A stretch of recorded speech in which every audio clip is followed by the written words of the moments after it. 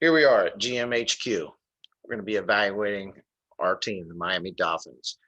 Man, having the third pick in a draft where you just missed the playoffs, amazing.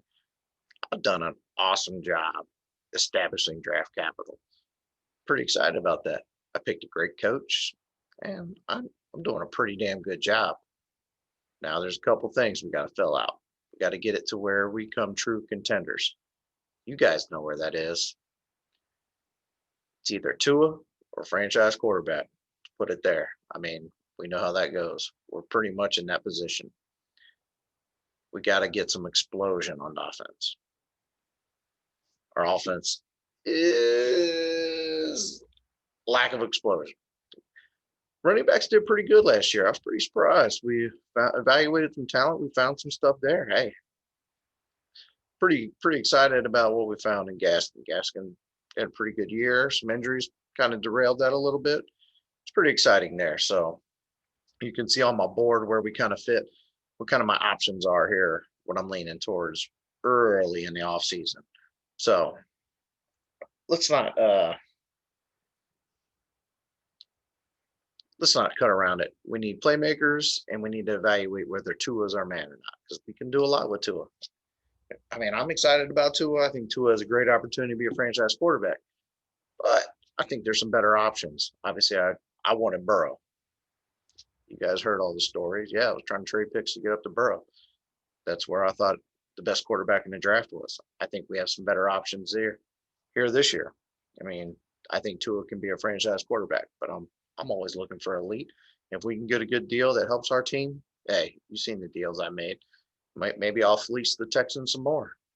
Hey, they seem, you know, I don't know if it's McNair, if it was their old coach, who knows? Let's evaluate that, see if we can take advantage of them again. If not, we'll look at some other options. Man, we'll go after that first pick and get Trevor Lawrence. Yeah, it's pretty exciting. So our defense is pretty locked down, but I'm getting a little concerned. We got one of our corners starting to bellyache about some big money. Hey, got 3 years left on your deal. We're going to look back at that, and we might add in one of these trades if it keeps barking up the wrong tree. Yeah, we only got so much salary cap money, and trying to keep good deals around here, trying to build a Super Bowl contender. So here we are with first options. If we're at the number 3 pick, great. I mean, that's outstanding for a team that went 10-6. We're loaded. I mean, our first option is going to be Penei Sewell. We're going to lock up that offensive line. We're going to keep our trenches built strong. Our coach, he's big in the trenches. You know, our defense has done very well in the defensive line. We got a couple good offensive tackles last year, but we're going to look at that. We're going to evaluate. We're going to kind of see where we fit. But Penei Sewell, do I have a prospect? I'd love to lock down that offensive line. If the Jets happen to take him at 2, hey, Jamar Chase, I love him. Evaluate that, man. He creates separation every time. He's technically sound. He's got athleticism, wins 50-50 balls, goes deep. I mean, stats alone, stats in college are, hey, give it or take it.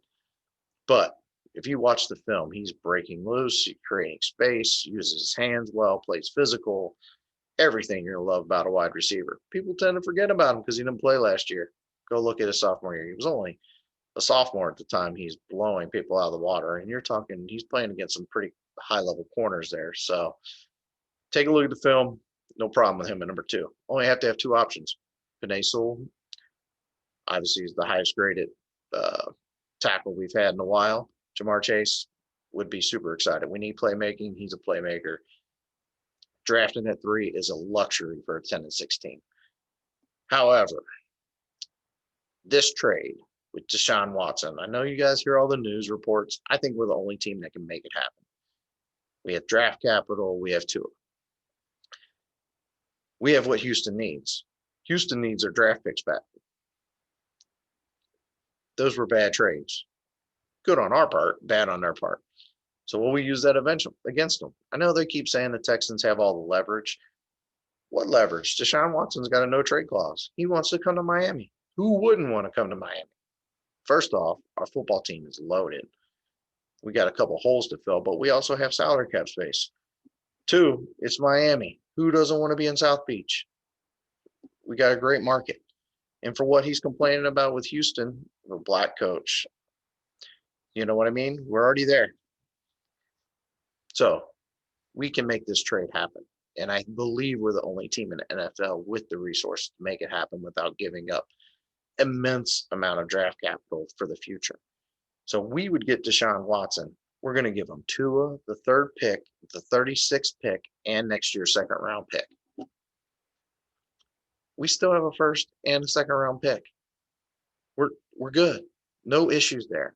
That's all we have to worry about. We still have a 1st and we still have a 2nd.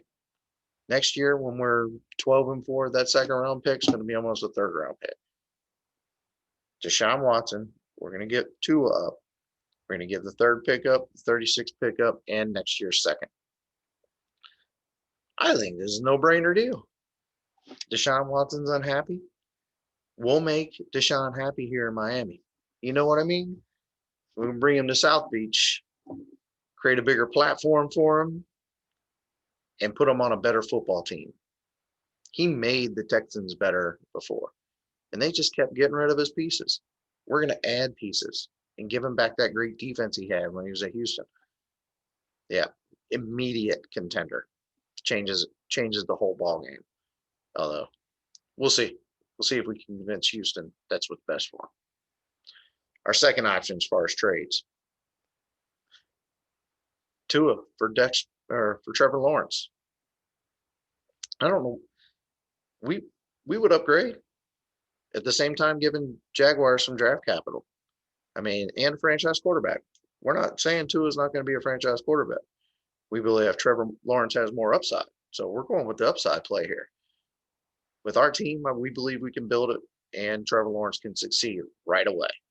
We believe that we can bring him success. We're going to build up this defense and gives us another year under that quarterback threshold. I mean, who wants to? You're going to have to pay a top-notch quarterback $40 million. This market's getting set really high. So it gives us one more year to operate in the quarterback market with a rookie contract. So the first pick for Tua, Texans 3rd and 36th. So we'd move up to there, let the Jags move down.